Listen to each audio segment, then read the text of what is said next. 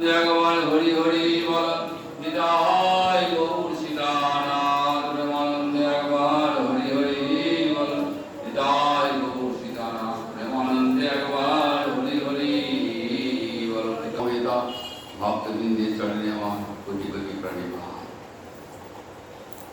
প্রবর্ততে করৌ ভগবতী কথা তত্র তত্র হরির জাতি গৌরী ভক্ত বৎসল।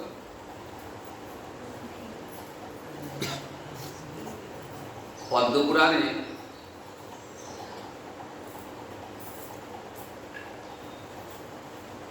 বলা আছে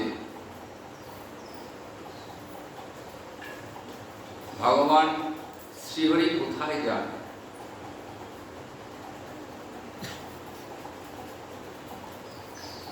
কোথায় যান বললেন, কলিকালে যেখানে যেখানে হরি কথামৃত পরিবেশন হবে সেখানেই ভগবান শ্রীহরি যান। যত্র যত্র প্রবর্ততে কলৌ ভগবতী কথা।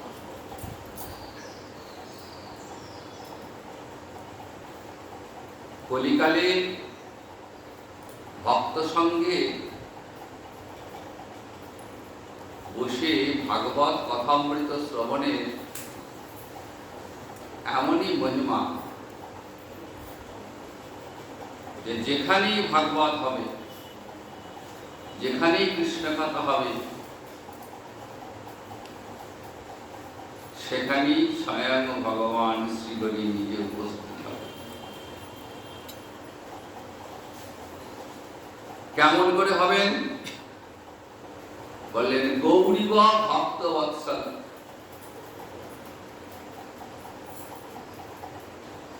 ঠিক গাভী যেমন তার বৎসের পিছন পিছন যায়, ভগবান সেরকম ভক্তের পিছন পিছন। যেখানেই ভক্ত সমাগম, যেখানেই হরিকথা, সেখানেই স্বয়ং ভগবান এসে হাজির হয়ে যাবেন। তাই যত্র যত্র প্রবর্ততে কলৌ ভগবতী কথা।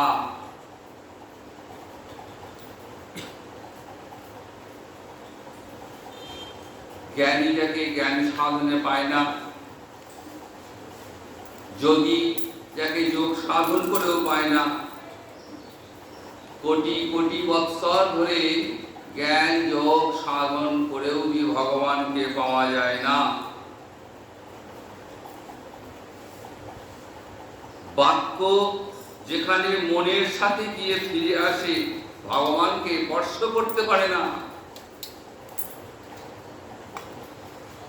সেই ভগবান শ্রীহরি একমাত্র ভক্তের মুখে নিজের গুণকীর্তন শ্রবণ করবার জন্য ছুটতে ছুটতে আসে।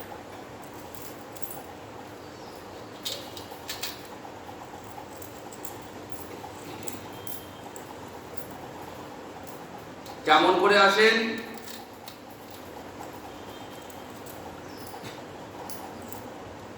সবারই মাঝে তিনি দেখান।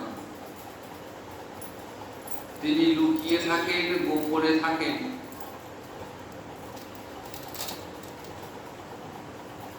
কারণ হরি কথা যেখানেই হয়, কৃষ্ণ কথা যেখানেই হয়, সেই কৃষ্ণ কথা হরি কথা শ্রবণ করবেন,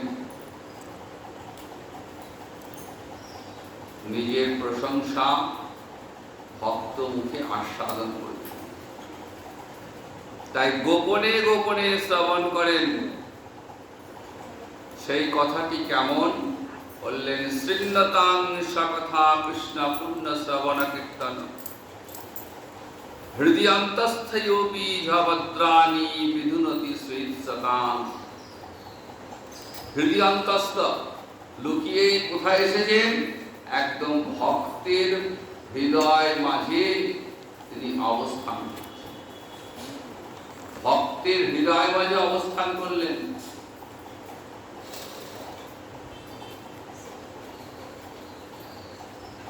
কিন্তু ভক্তের হৃদয় তো মালিন্য ভরা, কোটি কোটি জন্মের কামনা বাসনা সেই হৃদয়কে মালিন্যে ভর্তি করে দিয়েছে।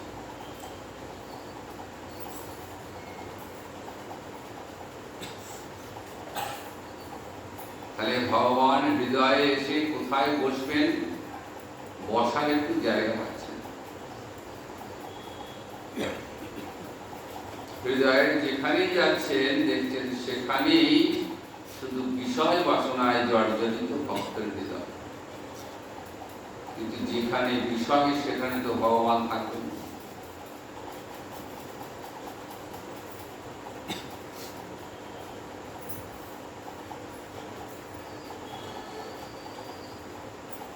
যাহা কৃষ্ণ তাহা নাহি মায়ার অধিকার।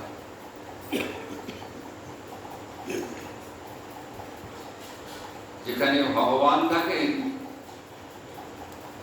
সেখানে মায়া প্রবেশ করতে পারে না, সংসারের মায়া সেখানে প্রবেশ করতে পারে না।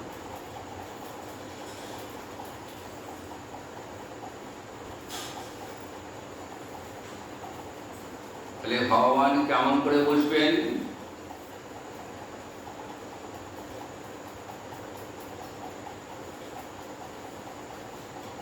তিনি তখন চিন্তা করছেন যে ভক্ত আমার কথা শ্রবণ করছে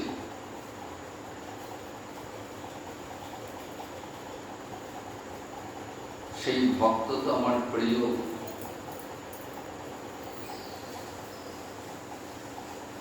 বড় আপন।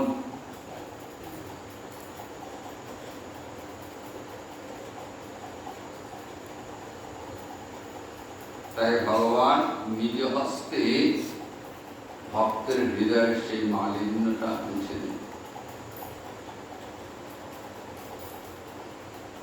নিজ হস্তে মালিন্যটা, হৃদয়ের যে কামনা বাসনা এতদিন কোটি কোটি জন্ম ঘুরে এসে কত বিষয় ভোগ হয়েছে, সেই বিষয় ভোগের যে মালিন্য ভগবান স্বহস্তে পরিষ্কার করেন। ধুনতি সমরং কৃষ্ণ। কেন বললেন? না, ভক্তজন তার বড় প্রিয়, তার আপন।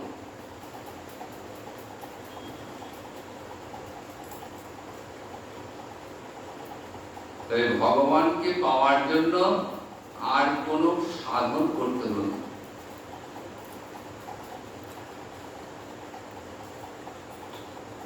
জ্ঞানী যোগী ঋষি এরা কোটি কোটি বৎসর ধরে সাধন করছে।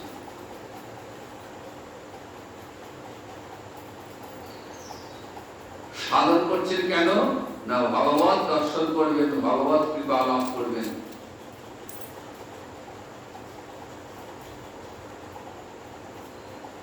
আর কৃষ্ণ ভক্ত তিনিও সাধন করছেন।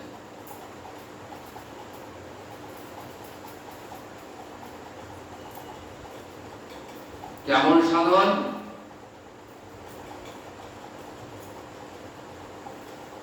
না, ভক্ত সঙ্গে বসে হরিকথা শ্রবণ করছে, এটাই হচ্ছে ভক্তের সাধন।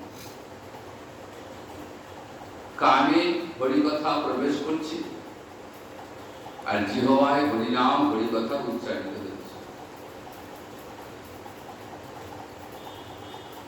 তাই শাস্ত্রে এই শ্রবণটাকে বলা হয়েছে আত্মসাধন।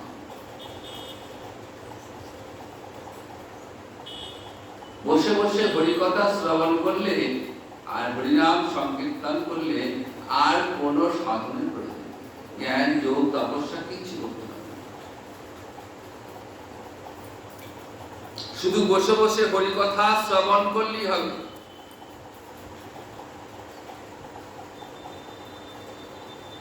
শুনতে শুনতে শুনতে শুনতে কখন যে হরিভক্তি লাভ হয়ে যাবে সাধক শ্রোতা নিজেই যাবে।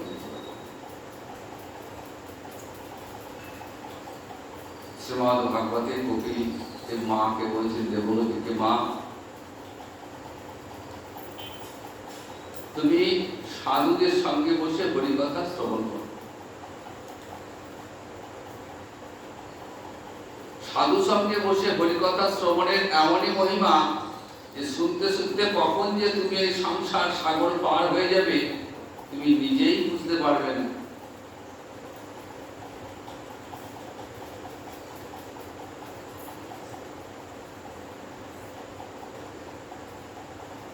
সেই হরিকথার এমনই মাধুর্য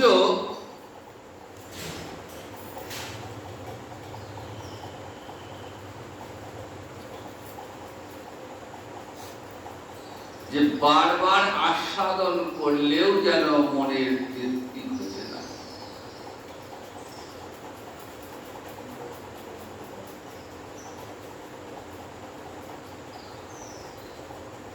ব্রজগোপীরা গোবিন্দকে বলছেন, হে গোবিন্দ,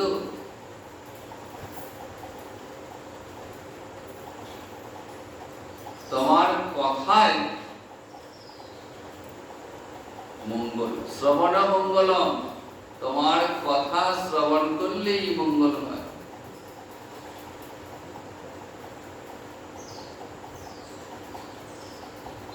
তোমার কথা শ্রবণই মঙ্গল। তাই নিত্যং ভাগবত সেবায়া, প্রতিদিন যদি বসে বসে ভাগবত শ্রবণ করি তাহলে আর হৃদয়ে ময়লা জমবে না, হৃদয়টা নির্মল হয়ে যাবে। তাহলে কি হবে? বললেন ভগবতী উত্তম শ্লোকী ভক্তির ভবতী নৈষ্ঠী। উত্তম শ্লোক, ভগবান শ্রী গোবিন্দের একটি নাম হলো উত্তম শ্লোক। বললেন সেই উত্তম শ্লোক ভগবানে সুনিশ্চলা ভক্তি লাভ হবে। নৈষ্ঠিকী ভক্তি মানে মন ওই গোবিন্দ চরণ ছেড়ে, গৌর চরণ ছেড়ে আর কোথাও যাবে না। হৃদয়ের যত মালিন্য সব দূরীভূত হয়ে যাবে, যত অহংকার সব দূরীভূত হয়ে যাবে। কৃষ্ণ কৃপার এমনই গুণ যে কৃষ্ণ ভক্তি অন্তরে সঞ্চারিত হলে আর কোনো মালিন্য, কোনো অহংকার থাকবে না, চিত্ত সম্পূর্ণরূপে নির্মল হয়ে যাবে।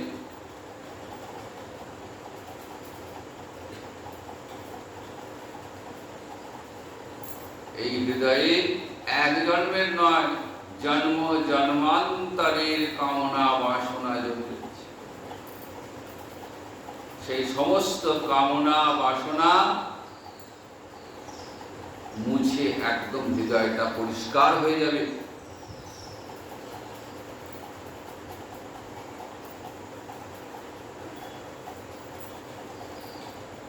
ব্রহ্ম সংহিতায় ব্রহ্মা বলছেন, গোবিন্দের স্তুতি করছেন, ঈশ্বর পরম কৃষ্ণ সচ্চিদানন্দ বিগ্রহ অনাদি আদি গোবিন্দ সর্ব কারণ কারণ। বলছেন ঈশ্বর পরম কৃষ্ণ সচ্চিদানন্দ বিগ্রহ,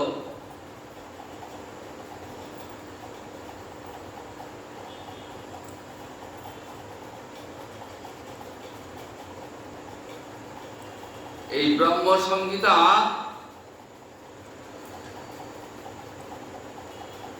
দক্ষিণ ভারতে শ্রীমান মহাপ্রভু যখন দক্ষিণ ভারত ভ্রমণে গেছিলেন সেই সময় তিনি ব্রহ্ম সংহিতা এবং কৃষ্ণ কর্ণামৃতম এই গ্রন্থ দুটি নকল করে দিয়েছেন। তখন তো ছাপার ব্যবস্থা ছিল না, তাই নকল করে কপি করে এনেছিলেন। তো এই ব্রহ্ম সংহিতা প্রায় 100টি অধ্যায় রয়েছে। 100টি অধ্যায়ের মধ্যে মাত্র একটা অধ্যায়। তো সেখানে সৃষ্টিকর্তা ব্রহ্মা গোবিন্দকে স্তব করলেন, ঈশ্বর পরম কৃষ্ণ সচ্চিদানন্দ বিগ্রহ। তাহলে কৃষ্ণ হলেন পরম কৃষ্ণ, বললেন তিনি ঈশ্বরদেরও ঈশ্বর।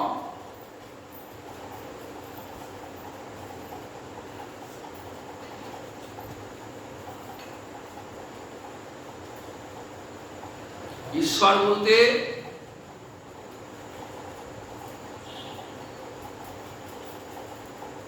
ব্রহ্মা শিব সকলকে আমরা ঈশ্বর বলছি।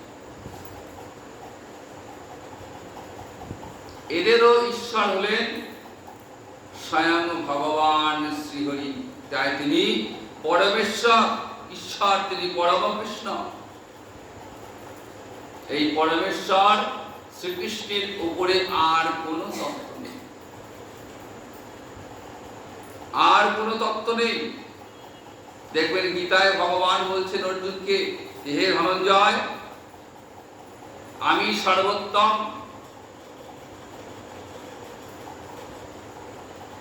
আমার উপরে আর কোন তত্ত্ব নেই। ব্রহ্মা, মহেশ্বর পর্যন্ত আমার আরাধনা করেন। জ্ঞানীরা যাকে ব্রহ্ম বলেন,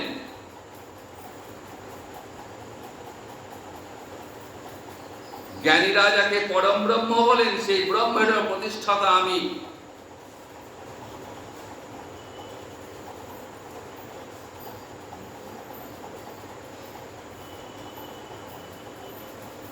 সেই পরম ব্রহ্মের প্রতিষ্ঠাতা আমি।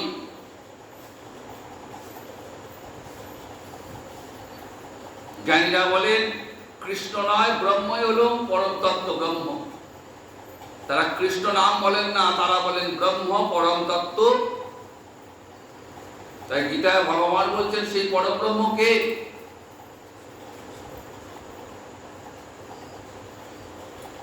সেই পরম ব্রহ্ম সে আমারই অংশ।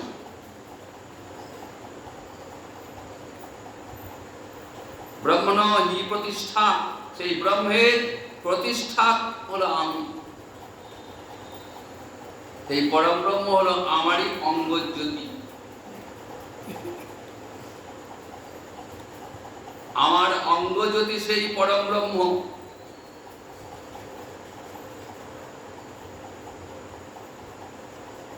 দেহ থাকলে তবে তার জ্যোতি আসে।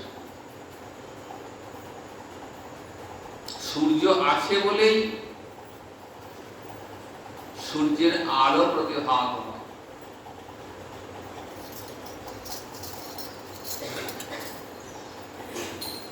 তাহলে সূর্য না থাকলে তো তার আলো পাওয়া যেত না।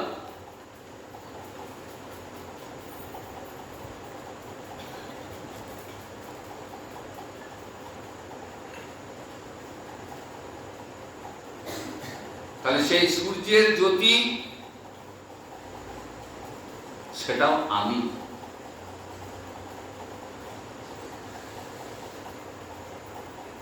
পরম ব্রহ্ম সেটাও আমি।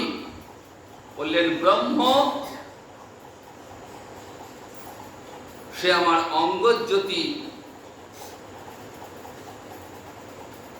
কৃষ্ণদাস কবিরাজ চৈতন্য চরিতামৃতে বলছেন যে যাকে তোমরা অদ্বৈত ব্রহ্ম বলছো, সেই অদ্বৈত ব্রহ্ম আমার গোবিন্দের অঙ্গজ্যোতি মাত্র। তাই গোবিন্দের উপরে আর কোন তত্ত্ব নেই, তিনি পরম তত্ত্ব, ঈশ্বর পরম কৃষ্ণ। তাহলে কৃষ্ণকে ঈশ্বর বললেন কেন? ঈশ্বর পরম কৃষ্ণ সচ্চিদানন্দ বিগ্রহ, তিনি সচ্চিদানন্দময়।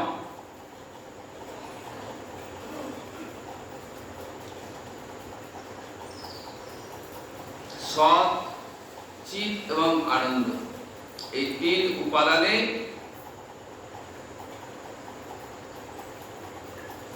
ভগবানের দেহটা। তিনি সচ্চিদানন্দময়, তিনি পরম কৃষ্ণ, তিনি জ্ঞান ঘন বিগ্রহ। এই পরম কৃষ্ণ কেন বললেন? বললেন যার ঐশ্বর্য আছে তাকে ঈশ্বর বলা হয়। যার ঐশ্বর্য আছে তিনি হলেন ঈশ্বর।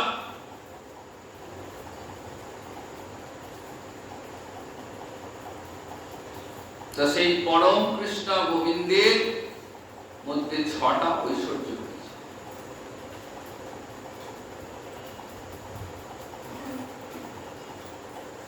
সেই 6টা ঐশ্বর্য কি? বললেন সমগ্র ঐশ্বর্য,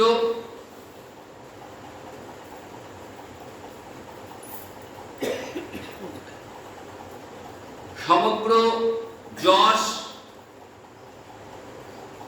সমগ্র বীর্য, সমগ্র শ্রী, সমগ্র জ্ঞান এবং সমগ্র বৈরাগ্য।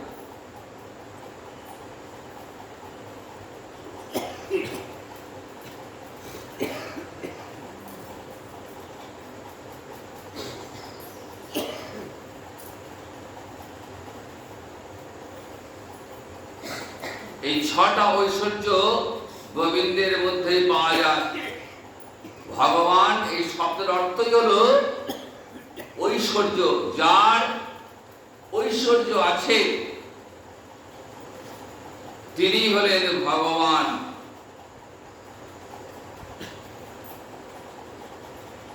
এই 6টা ঐশ্বর্যের মধ্যে প্রথম ঐশ্বর্যটা কি বললেন? সমগ্র ঐশ্বর্য। ভগবানের মধ্যে সমগ্র ঐশ্বর্য বিদ্যমান। এই ঐশ্বর্য আছে বলেই তিনি ব্রহ্মা আদি শিবকেও নিয়ন্ত্রণ করেন। সৃষ্টিকর্তা ব্রহ্মা,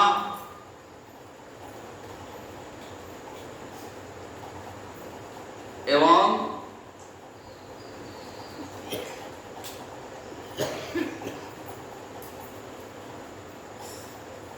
মহাদেব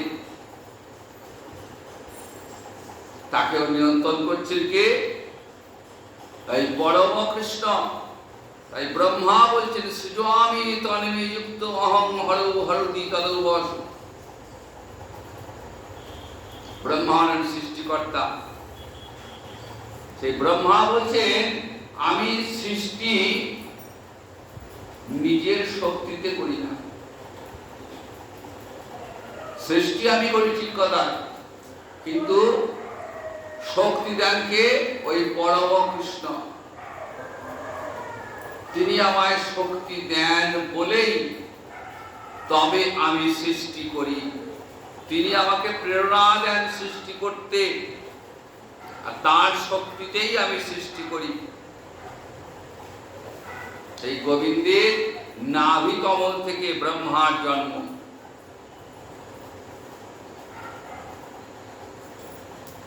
তাহলে ব্রহ্মার পিতা হলেন সেই গোবিন্দ। তাই ব্রহ্মা বলছেন যে আমি যে সৃষ্টি কার্য করি সেটাও গোবিন্দের করুণা। মহাদেব বলছেন যে আমি যে ধ্বংস করি হরৌ হরতি তদবশ, গোবিন্দের বশীভূত হয়ে গোবিন্দের প্রেরণায় আমি এই সৃষ্টিকে ধ্বংস করি। তিনি ব্রহ্মা রুদ্রাদি ঈশ্বর। তাই তিনি হলেন কেশব, ক অর্থাৎ ব্রহ্মা, আর ঈশা মানে শিব। তাই ভগবানকে বলা হয় কেশব। তিনি ব্রহ্মাকে নিয়ন্ত্রণ করেন, তিনি মহাদেব দেবাদিদেব মহাদেবকেও নিয়ন্ত্রণ করেন। তাই সমগ্র ঐশ্বর্যের অধিকারী হলেন স্বয়ং ভগবান শ্রীহরি, ঈশ্বর পরম কৃষ্ণ সচ্চিদানন্দ বিগ্রহ।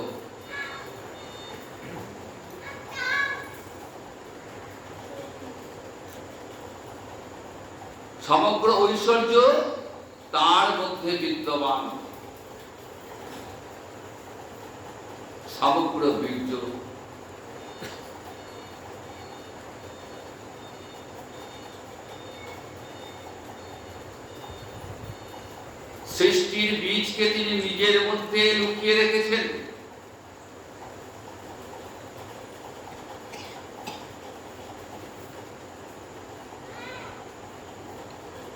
তিনি তার বীর্য কেমন, তার বীরত্ব কেমন, শ্রীমদ্ ভাগবত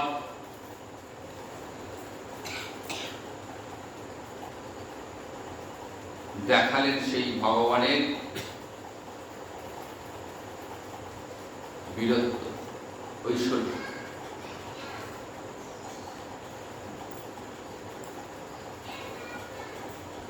যখন 6 দিনের শিশু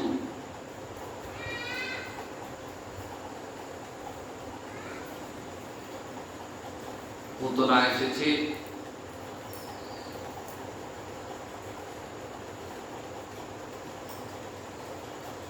কৃষ্ণকে হত্যা করে।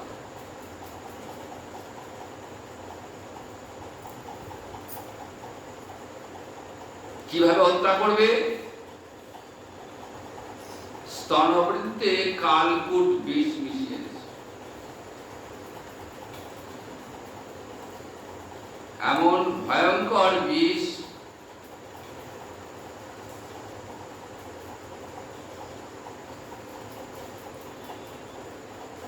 যে সেই বিষের ঘ্রাণ যদি নাকে প্রবেশ করে তাহলে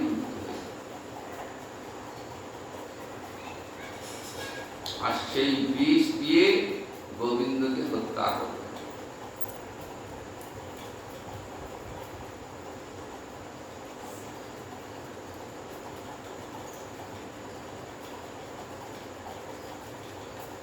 কোলে তুলে নিয়েছেন,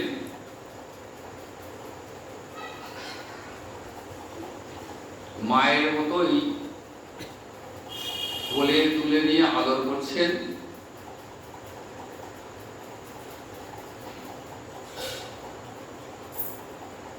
আদর করতে করতে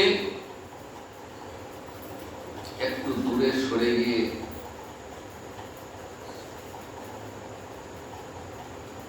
ভগবানকে স্তন্য দান করার ছলে হত্যা করবে।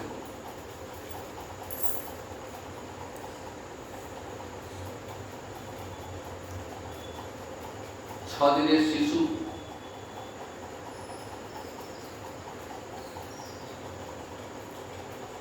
দাঁত তো নেই, শুধু মাড়ি দিয়ে পুতনার স্তন চূষণ করছেন। কেমন ভগবানের কেমন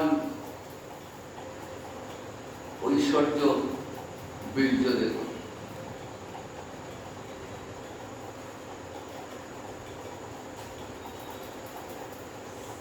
মাড়ি দিয়ে এমন করে স্তনবৃন্তকে চেপে ধরেছেন, পুতনা বলছেন মুঞ্চ মুঞ্চ আলম, ওহে বালক, ওহে শিশু, এবার আমায় ছেড়ে দাও। আর ভগবান কি বললেন? যে আমি যাকে একবার ধরি আমি তাকে আর ছাড়ি না, এটাই আমার ধর্ম। আমাকে যে একবার ডাকে আমি তাকে আর ছাড়ি না। সে ডাকাটা যেমন করি হোক, শত্রু ভাবী হোক আর মিত্র ভাবী হোক, কারণ আমি হলাম নিরাবরণ ব্রহ্ম। আমার তো কোনো আবরণ নেই, কাঁচবিহীন লণ্ঠনের ন্যায়। কাঁচবিহীন লণ্ঠনের আগুনে যেমন হাত দিলে যেমন হাত পুড়বেই, এটা আগুনের ধর্ম হচ্ছে পোড়ানো। কাঁচ নেই, লণ্ঠনে আগুন জ্বলছে, যদি হাতটা লেগে যায় তাহলে আপনারই হাতটা পুড়বে, এটা আগুনের ধর্ম। ভগবান বলছেন আমারও সেরকম ধর্ম, আমি তো নিরাবরণ, কাজে আমাকে স্পর্শ করলে জীবের মুক্তি হয়ে যাবে।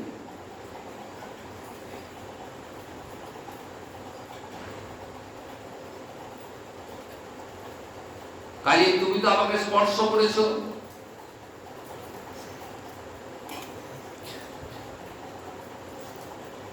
তুমি আমায় স্পর্শ করেছো,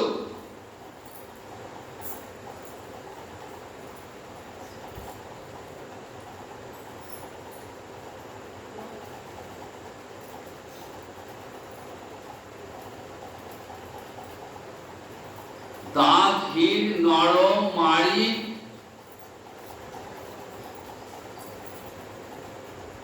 এমন জোর যে পুতনা আর সহ্য করতে পারলেন না,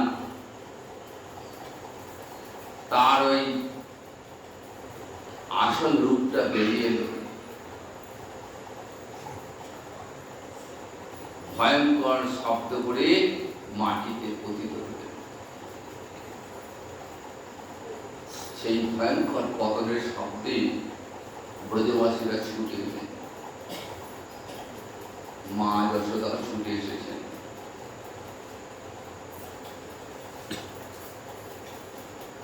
দেখছেন পুতনার বুকের ওপর শিশু গোপাল খেলা করছে।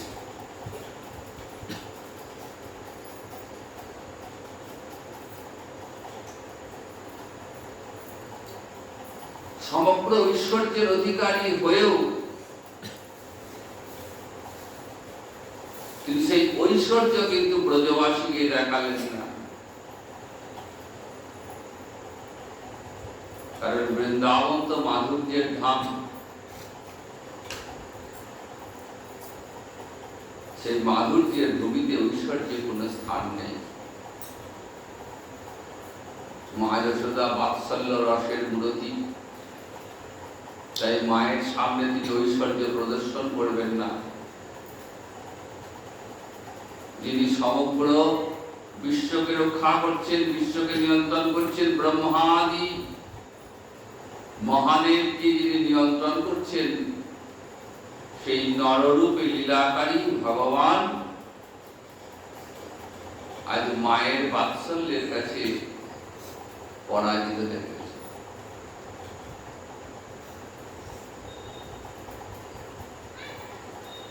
দেখুন, মা তিনিও ভগবানকে বর্ষ করছেন, আবার পুতনাও ভগবানকে স্পর্শ করছে।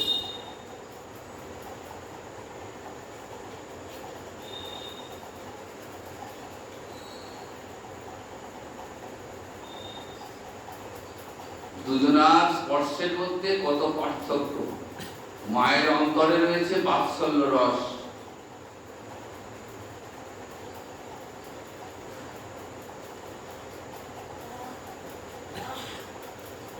আর পুতনা এসেছেন গোবিন্দকে বিষ দিয়ে হত্যা করতে, শত্রু ভাব। কিন্তু ভগবান নিরাবরণ ব্রহ্ম, তার কাছে শত্রু মিত্র ভেদ নেই। যে যেমন করে ভগবানকে ডাকবেন, ভগবান তাকে সেইভাবেই সাড়া দেবেন। আর পুতনা তো ভগবানের স্পর্শ পেয়েছেন। পুতনার কি গতি হল? তার মুক্তি হয়ে গেল। কেমন মুক্তি? যে সে মুক্তি নয়। পুতনা ধাত্রীগতি লাভ করলেন।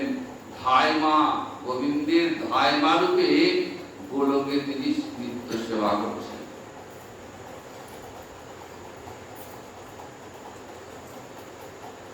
জন্মদাত্রী মায়ের পরিবর্তে যিনি মায়ের মতোই শিশুকে পালন করেন, তাকে বলা হয় ধায় মা। তিনিও মায় বটেন। তো সেই মায়ের মতো গোবিন্দের সেবা করছেন, সেবাধিকার লাভ করলেন। কিন্তু তিনি কি এমন পুণ্য করলেন? তার তো কোনো পুণ্যই নেই। তিনি ভগবানকে বিষ দিয়ে হত্যা করতে এসেছিলেন, শত্রু ভাব নিয়ে এসেছেন।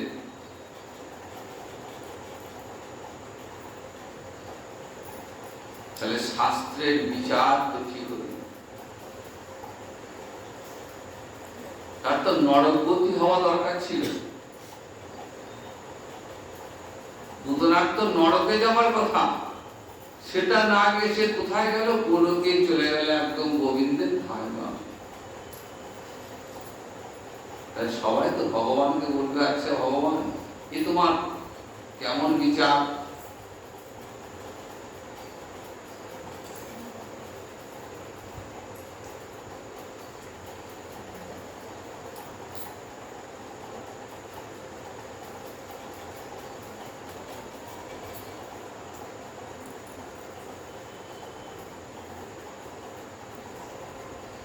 ভগবান বলছেন দেখো,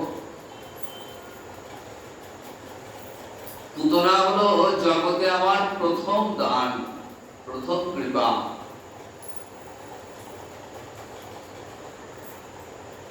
যখন 6 দিনের শিশু, তখন পুতনাকে কৃপা করলেন, তাই দানটা একটু বেশি হয়েছে। কোন অনুষ্ঠান বাড়িতে দেখবেন যখন যারা প্রথম দিকে যারা অনুষ্ঠান বাড়িতে পঙ্ক্তি ভোজনে বসেন, যারা পরিবেশন করেন, তারা সবসময় একটু বেশি বেশি দিয়ে প্রথম পঙ্ক্তিতে যারা ভোজন করতে বসেন, তাদের পাতে খাবারের পরিমাণটা একটু বেশি বেশি থাকে।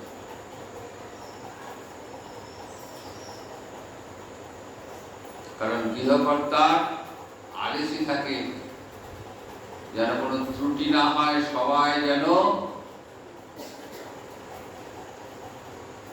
পেট ভরে যেন সবাই খায়।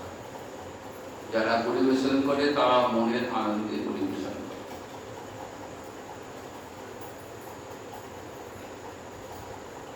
যত সময় গড়ায় তত ভাড়ার ফুরিয়ে আসে, আর দেওয়ার পরিমাণও কমে যায়। তার পুতনা হলেন ভগবানের প্রথম পঙ্ক্তির দান, তাই দানটা একটু বেশি বেশি হয়ে গেল।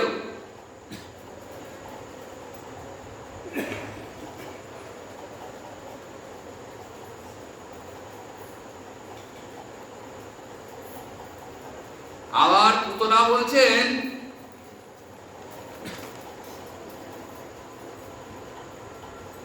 যে গোবিন্দের এমন করুণা, পুতনা দেখাচ্ছে, জগৎকে শিক্ষা দিচ্ছেন যে দেখো করুণাময় গোবিন্দের কেমন কৃপা, দেখো আমার তো কৃপা পাওয়ার কথাই নয়, আমার তো কৃপা পাওয়ার কথাই নয়, অথচ আমি কৃপা পেয়েছি। অনুষ্ঠান বাড়িতে নিমন্ত্রিত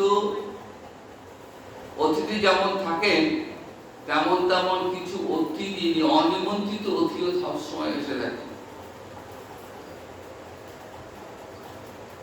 এই আশায় তারা আসেন যে শেষ বেলায় হয়তো আমরাও কিছু পাবো। আমার অনেকে ওই নিমন্ত্রিত অতিথিদের সঙ্গে ঢুকে পড়েন। গৃহকর্তা যদি ভালো হয়, তিনি বুঝতে পারছেন যে আমার নিমন্ত্রিত নয়, অনাহুত, তথাপি কিছু বলেন না, নিমন্ত্রিত ব্যক্তিদের সঙ্গেই বসে একসঙ্গে একই পঙ্ক্তিতে ভোজন করেন। ভোজন করে যখন বেরিয়ে আসেন, তখন বাইরে যারা অপেক্ষা করছে তারা জিজ্ঞাসা করে, কি বলেন তারা? তখন সেই ব্যক্তি বলবে, না রে, তোমরাও যাও, এই বাড়ির গৃহকর্তা খুব ভালো, আমার তো নিমন্ত্রণ ছিল না, তাও গেছি, কিন্তু আমাকে উঠিয়ে দেয়নি, বরং আমাকে আদর যত্ন করি, বড় আদর করি আমাকে খাইয়েছে। তাই পুতনা বলছেন যে দেখো আমি তো অনিমন্ত্রিত, আমি তো অনাহুত, আমার তো এমন কৃপা পাওয়ার কথাই নয়, কিন্তু এমন ভগবান, এমন কৃষ্ণ ভগবান এমন করুণাময় যে আমার মতো রাক্ষসীকেও কেমন কৃপা করলেন, যে সে কৃপা নয়, একদম ভাতৃগতি, মায়ের সমান পরম গতি দান করলেন।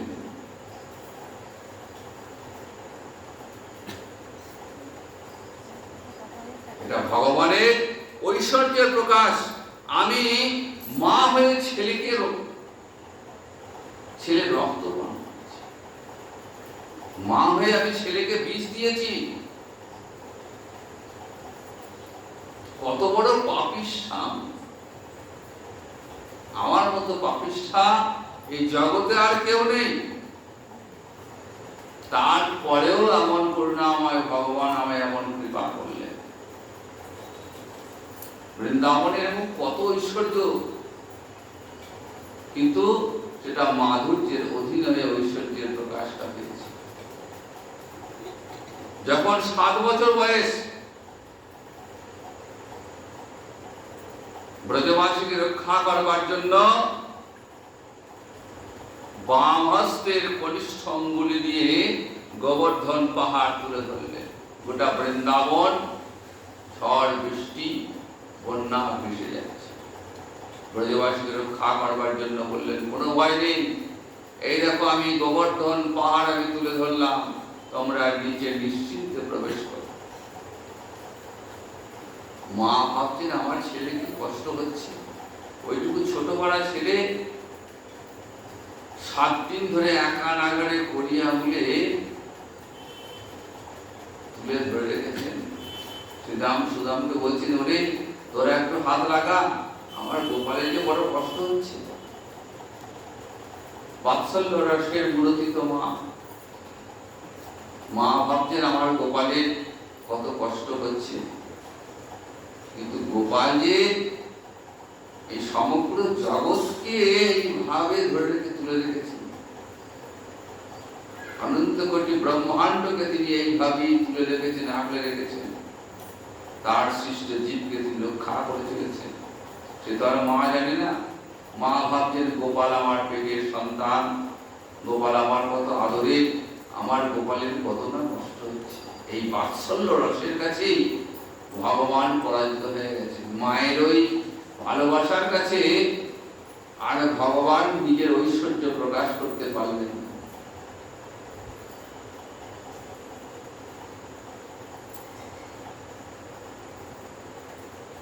ভগবানের আরেকটা ঐশ্বর্য কি বললেন, সমগ্র যশ,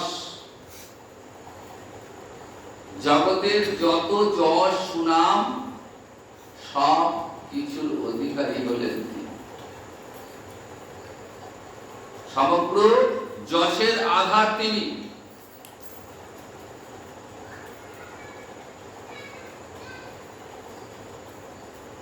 আমরা যখন কোনো ভালো কাজ করি, সেই ভালো কাজের জন্য আমরা যশের অধিকারী হয়, সুনামের অধিকারী হয়। সবাই কি করে, কোনো ভালো কাজ যেই করুক তার সবাই প্রশংসা করে।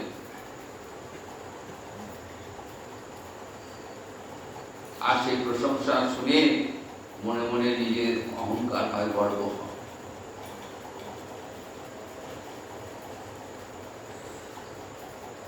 আর ভগবান হলেন এই সমগ্র যশ তার অঙ্গীভূত।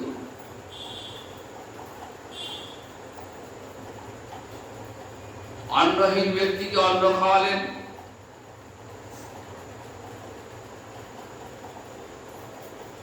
বস্ত্রহীনকে বস্ত্র দান করলেন, গৃহহীনকে গৃহ দান করলেন। কেন করলেন? আপনার দেওয়ার ক্ষমতা আছে, আপনার কাছে যথেষ্ট অর্থ আছে, তাই সেই অর্থ থেকে আপনি গরিব দুঃখী অসহায় মানুষকে সেবা করেছেন।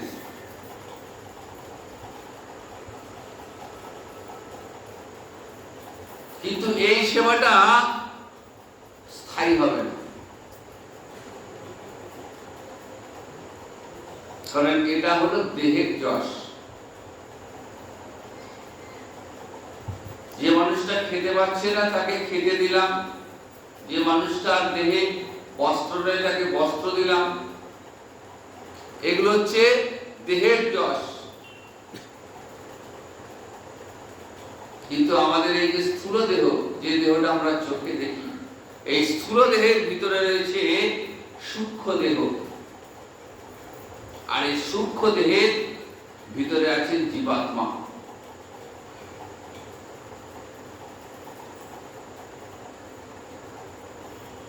তাহলে আমার এই দানে ওই সূক্ষ্ম দেহে যে জীবাত্মা রয়েছে তার কোনো উপকার হলো না। দেহটা তো একদিন পুড়ে ছাই হয়ে যাবে, স্থূল দেহটা। আমার দানটা একদিন না একদিন শেষ হয়ে যাবে। তাহলে প্রকৃত কাজ করে কেমনটা হবে? যদি ওই সূক্ষ্ম দেহের ভেতরে জীবাত্মার যদি কোনো উন্নতি করতে পারি, তবেই সেটা হবে আসল। আর সেই গানটা কে করছেন? ওই পরম করুণাময় শ্রী গোবিন্দ করছেন। কিভাবে করছেন? না, তিনি একটা দেহ দিয়ে আমাদেরকে পাঠিয়ে দিলেন সংসারে, যাও।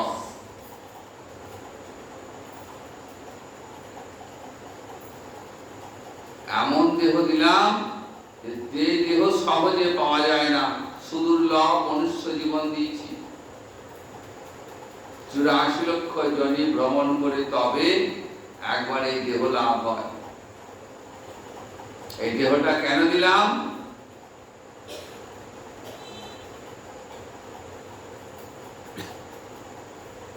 কারণ এই দেহ দিয়ে যাতে করে আমার সেবা করে আমার কাছে ফিরে আসতে পারো, সেই জন্যই তোমার দেহটা দিলাম।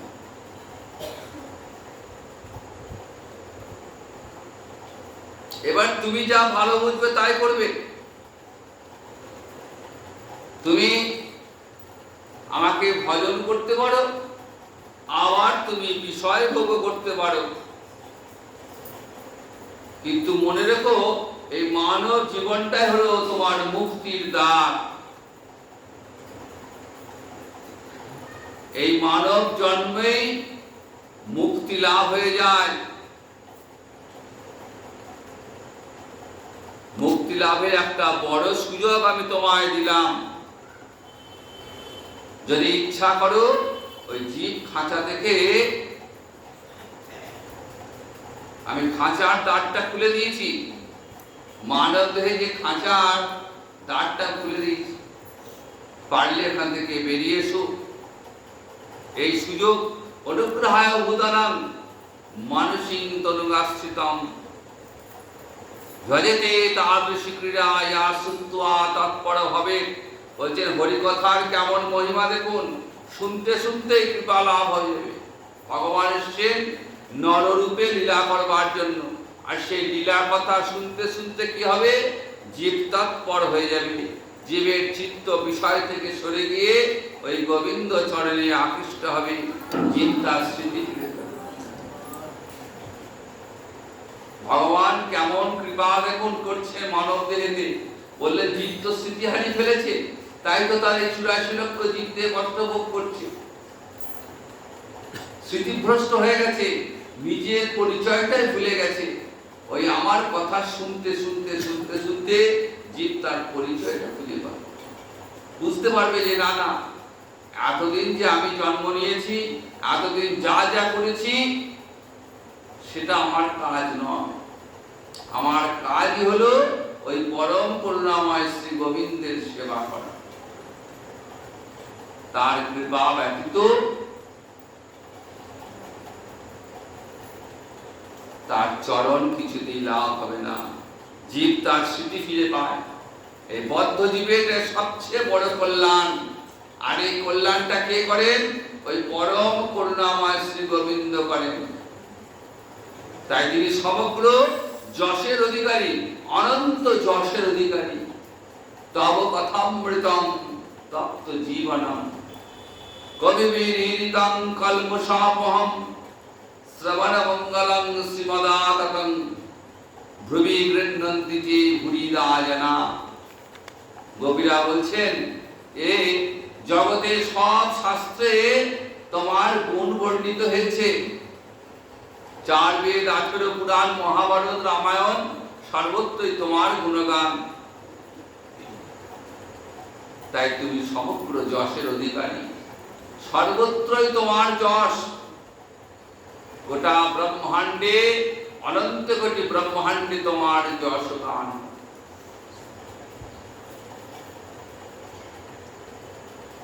তাই তোমার মতো যশের অধিকারী জগতে আর কেউ নেই। তাই সমগ্র যশের অধিকারী তুমি। যে শাস্ত্রে হরিকথা বর্ণিত হয়নি, সেই শাস্ত্র যদি স্বয়ং ব্রহ্মা বলেন, তাহলেও তা শ্রবণযোগ্য। ব্রহ্মা মুখে যদি সেই শাস্ত্র বর্ণিত হয়, তথাপি সেই শাস্ত্র শ্রবণযোগ্য নয়, কারণ সেখানে হরি মহিমা বর্ণিত হয়নি। তাই সেই কথা স্বয়ং ব্রহ্মা বললেও ভক্ত শুনবে না। ভক্ত কোন কথা শুনবে? যেখানে একমাত্র হরি কথা আলোচিত।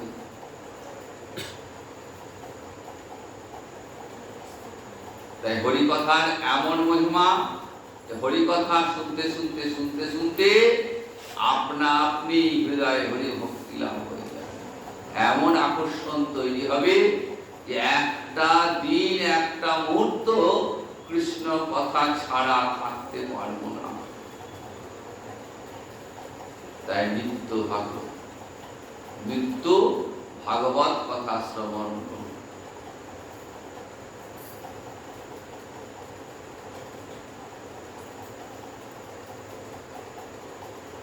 সেই ভাগবতী কথায় জীবের মঙ্গলের কারণ। আজ এই বলি ভাগবতী কথা বিশ্রাম নিচ্ছি। জয় নিতাই, জয় গৌর।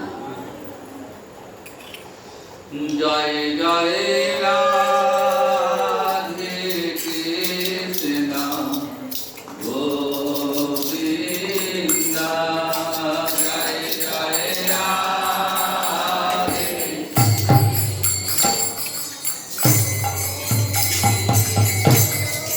জয় জয়